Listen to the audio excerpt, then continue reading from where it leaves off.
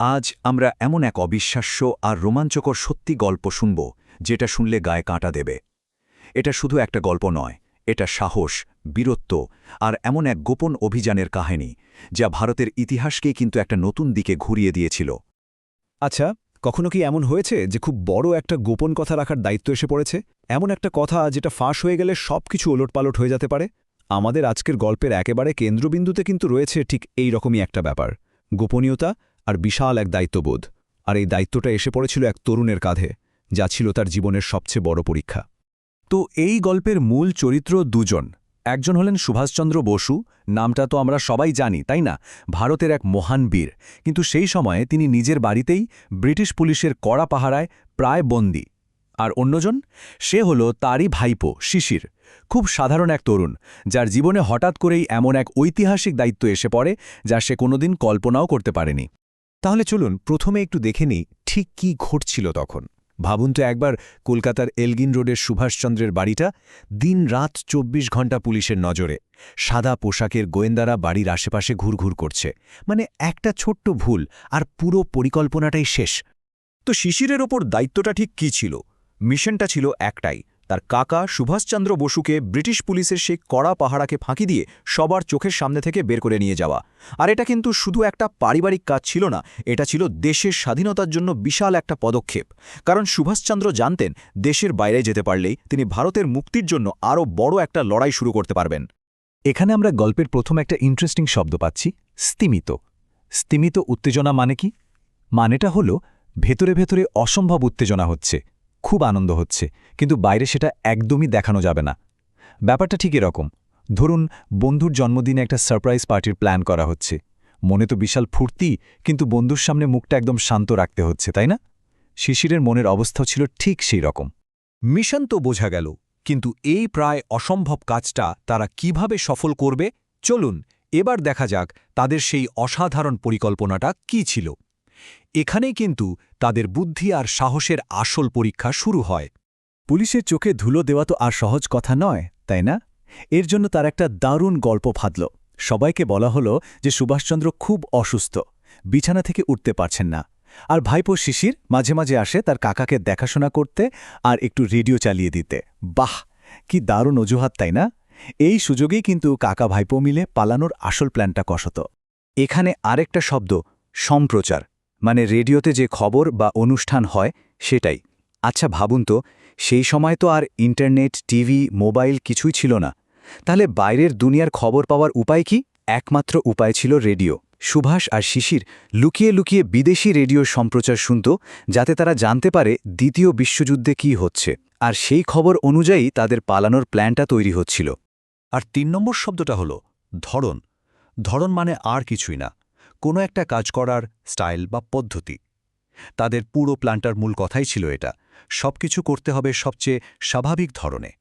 এমনভাবে গাড়ি চালিয়ে বের হতে হবে যেন তারা রোজকার মতোই কোথাও ঘুরতে যাচ্ছে, যাতে পাহারাদারদের মনে এক বিন্দুও সন্দেহ না জাগে। তো সব প্ল্যান তৈরি, আর তারপর এসে গেল সেই বিশেষ রাতটা, যে রাতে ইতিহাস তৈরি হতে চলেছিল। ভাবুন তো সেই মুহূর্তটা, চারিদিকে কি দারুণ একটা চাপা উত্তেজনা। বাড়ির সবাই তখন গভীর ঘুমে। সুভাষচন্দ্র আর শিশির একদম নিঃশব্দে পেছনের সিঁড়ি দিয়ে নিচে নামলেন। চারিদিকে এমন নিস্তব্ধতা যে নিজের নিঃশ্বাসের শব্দ যেন জোরে শোনাচ্ছিল। তারা কিভাবে এগোচ্ছিল জানেন? পা টিপে টিপে। আমাদের পরের শব্দ, এর মানে তো আমরা সবাই জানি, তাই না? একদম আওয়াজ না করে হাঁটা।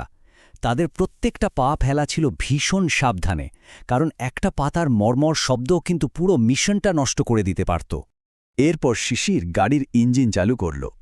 গাড়িটা রাতের অন্ধকার ছিঁড়ে কলকাতার রাস্তা দিয়ে ছুটতে শুরু করল, শহরের সীমানা ছাড়িয়ে। যাত্রাপথে একটা সময় তো গাড়ির ইঞ্জিনটা হঠাৎ কেঁপে উঠে বন্ধ হওয়ার জোগাড় হয়েছিল। ভাবুন তো সেই মুহূর্তের টেনশনটা। কিন্তু ভাগ্য ভালো, তারা ঠিকঠাকভাবেই শহর পেরিয়ে যেতে পারল। অনেক লম্বা আর টেনশনে ভরা একটা রাস্তা পেরিয়ে তারা অবশেষে পৌঁছল গোমো স্টেশনে। এখানেই শিশিরের দায়িত্ব শেষ। চাঁদের আলোয় একটা ট্রেন দাঁড়িয়ে আছে, যেটা সুভাষচন্দ্রকে নিয়ে যাবে অনেক দূরে, এক নতুন ভবিষ্যতের দিকে। ট্রেনে ওঠার ঠিক আগে সুভাষচন্দ্র তার ভাইপোকে শুধু এই কয়েকটা কথাই বলেছিলেন। এই সহজ কথাগুলোর মধ্যে লুকিয়েছিল কত কিছু, বিদায়ের কষ্ট, একটা সফল মিশনের আনন্দ আর ভবিষ্যতের জন্য শুভেচ্ছা। এরপর শিশির শুধু দেখলেন তার প্রিয় কাকা ধীরে ধীরে রাতের অন্ধকারে মিলিয়ে গেলেন। আর আমাদের শেষ শব্দটা হলো ক্লাটার বা ট্রেনের চাকার একটানা শব্দ। ট্রেনটা যখন স্টেশন ছেড়ে চলে যেতে শুরু করল, লাইনের উপর দিয়ে চাকার সেই ছন্দময় খটখট আওয়াজটা শিশিরের কানে বাজছিল। ওই শব্দটা যেন একটা যুগের শেষ আর নতুন এক অধ্যায়ের শুরু ঘোষণা করছিল। দেখুন, এই ঘটনাটা কিন্তু শুধু একটা দুর্ধর্ষ পালানোর গল্প নয়, এর ভেতরে লুকিয়ে আছে সাহসের এক অসাধারণ উদাহরণ। চলুন এবার আমরা এই গল্পের আসল শিক্ষাটা নিয়ে একটু কথা বলি। শিশিরের সাহসটা একবার ভাবুন, নিজের জীবন বাজি রেখেছিল সে তার কাকা আর দেশের জন্য। এটা সত্যি অসাধারণ, কিন্তু সাহস দেখানোর জন্য সবসময় এত বড় ঝুঁকি নিতে হয় না। আমাদের রোজকার জীবনেও কিন্তু সাহস দেখানোর অনেক সুযোগ আসে, যেমন ক্লাসে কোনো বন্ধুকে কেউ বিরক্ত করলে তার পাশে দাঁড়ানো, বা কোনো ভুল হলে সত্যি কথা বলা। এগুলো কিন্তু অনেক বড় সাহসের কাজ। আচ্ছা, একটা জিনিস কি ভেবে দেখেছেন? যদি সেদিন শিশির ভয় পেয়ে যেত, যদি সে তার কাকাকে না বলে দিত, তাহলে কি হতো? হয়তো ভারতের ইতিহাসের গল্পটা আজ অন্যরকম হতো, তাই না? একজনের একটা হ্যাঁ বা না যে কত কিছু বদলে দিতে পারে, এটা তার একটা দারুণ উদাহরণ। তাহলে চলুন এই অসাধারণ গল্পটা আমরা আর একবার ছোট করে দেখে নিই আর ভাবার চেষ্টা করি এখান থেকে আমরা ঠিক কি কি শিখতে পারি। এবার তাহলে একটা ছোট্ট কুইজ হয়ে যাক, দেখি গল্পটা কার কেমন মনে আছে। রেডি? প্রথম প্রশ্ন, গাড়িটার নাম কি ছিল? মনে আছে? ওয়ান্ডারা, একদম ঠিক। 2 নম্বর, শিশির তার কাকার সঙ্গে দেখা করার কি অজুহাত দিত? পারফেক্ট, রেডিও ঠিক করতে সাহায্য করার অজুহাত। 3 নম্বর প্রশ্ন, সুভাষচন্দ্রের ছদ্মবেশ কী ছিল? তিনি সেজেছিলেন মোহাম্মদ জিয়াউদ্দিন। খুব ভালো। 4 নম্বর, কোন স্টেশনে নেমেছিলেন সুভাষ? Como station. আর একদম শেষ প্রশ্ন, শিশিরের প্রতি তার শেষ কথা কি ছিল? আমি চললাম, তুমি ফিরে যাও। দারুণ। এই গল্পে আমরা কিন্তু শিশিরের একটা দারুণ পরিবর্তন দেখি। সে শুধু তার বিখ্যাত কাকার একজন সাধারণ ভাইপো হিসেবে শুরু করেছিল, কিন্তু এই অভিযানের মধ্যে দিয়ে প্রতিটা মুহূর্তে ঝুঁকে নিয়ে সে হয়ে উঠল ইতিহাসের এক সাহসী অংশীদার। এই একটা মিশন তাকে সাধারণ থেকে অসাধারণ করে তুলেছিল। সবশেষে সবার জন্য একটা প্রশ্ন রেখে যাই। আচ্ছা, এই পুরো গল্পে শিশিরের কোন কাজটাকে সবচেয়ে বেশি সাহসী বলে মনে হয়? দিনের পর দিন পুলিশের নাকের ডগায় বসে প্ল্যান করাটা, নাকি মাঝরাতে একা একা গাড়ি চালিয়ে যাওয়াটা, নাকি মিশন শেষ করে একা ফিরে আসার সাহস দেখানোটা? কোনটা আর কেন, এটা নিয়ে কিন্তু বন্ধুদের সাথে আলোচনা করা যেতেই পারে।